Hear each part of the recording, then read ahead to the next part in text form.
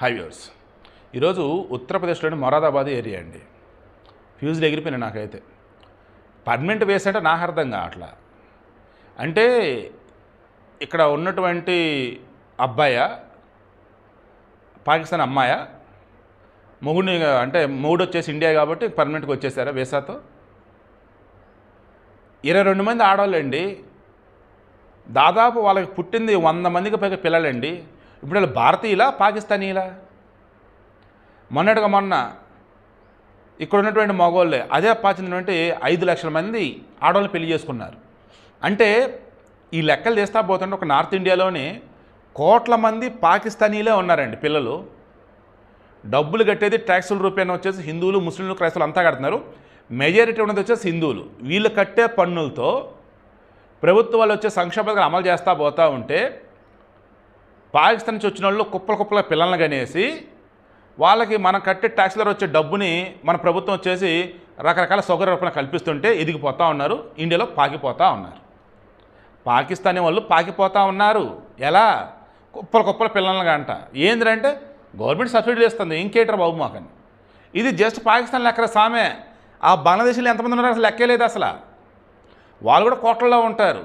ఈరోజు భారతదేశంలో ఉన్నటువంటి ముస్లింలు వచ్చేసి అప్రాక్సిమేట్లీ ఒక 18 కోట్లు 20 కోట్లు ఉంటారు. ఈ 20 కోట్ల మందిలో ఐఎమ్ షూర్ అండి కనీసం ఒక 8 కోట్ల మంది ఈ బంగ్లాదేశ్లో పాకిస్తాన్ వల్లే ఉంటారు. ఏంటంటే ఇక్కడ ఉన్నటువంటి దిక్కుమలిన వాళ్ళు వాళ్ళకి కావాల్సిన సర్టిఫికేట్లు అన్నీ ప్రొవైడ్ చేస్తారు. ఇంకేముంది, హ్యాపీగా ఎంజాయ్ చేస్తూ పోతా ఉన్నారు. ఏం కర్మరా బాబు అసలు. ఆ మతం పిచ్చితో మీరు ఎవరికి ఆశ్రయం కల్పిస్తున్నారు? పామును పెంచి పోషిస్తున్నారు, మీకు తెలియటం లేదా? నాకు అసలు న్యూస్ చూడడానికి పిచ్చెక్కింది అసలు. వాడు ఏకంగా ఒకడు హర్యానా వాడు సిఆర్పిఎఫ్ అంట, వాడి పేరు మునీరు మెనల్ ఖాన్ అని చెప్పేసి వాళ్ళ మేనమామ కూతురు అంట. ఊరే అయ్యా, ఎప్పుడు మేనమామరంటే ఇండియా పాకిస్తాన్ డివైడ్ అయినప్పుడు ఆయన ఆడికి వెళ్ళాడంట. ఆడికి పాకిస్తాన్ వెళ్ళిపోయాడంట 1947. వీళ్ళ మేనమామ అంట. దెన్ అప్పుడు ఉన్నటువంటి ఆయన పెళ్ళిళ్ళు చేసుకున్నట్టయితే వాళ్ళకి పుట్టిన పిల్లల వయసులో ఎంత ఉంటాయి? రఫ్గా 70 సంవత్సరాలు 60 సంవత్సరాలు అంతే కదా. మరి 24-20 సంవత్సరాల వయసు ఉన్నటువంటి అమ్మాయిని చేసుకున్నాడు వీడు. అంటే అతను ఏ వయసులో పిల్లలు పుట్టించాడు మీకు అర్థమవుతుందా?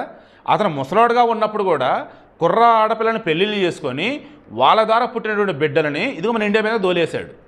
మీకు అర్థమవుతుంది? వాడు అంటాడు మరలా 2022లో నేను చెప్పే పెళ్లి చేసుకున్నాను, నేను సిఆర్పిఎఫ్లో ఉద్యోగం చేస్తూ ఉన్నప్పుడు పాకిస్తాన్కి సంబంధించిన పెళ్లి చేసుకున్నాను చెప్పాలి. నేను చెప్పే పెళ్లి చేసుకున్నాను కాదు, అప్పుడు వీడియో కాల్లో పెళ్ళి అంట.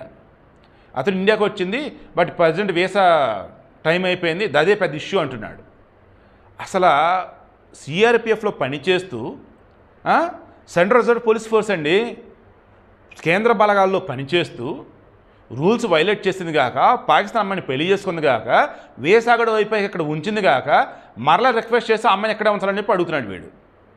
అసలు నాకు ఫ్యూజులు ఎగిరిపోతాడు నిజంగా. అసలు మన సౌత్ ఇండియాలో ముస్లింలు అంతా కూడా మనోళ్ళు అనుకుంటూ ఉన్నా నేను.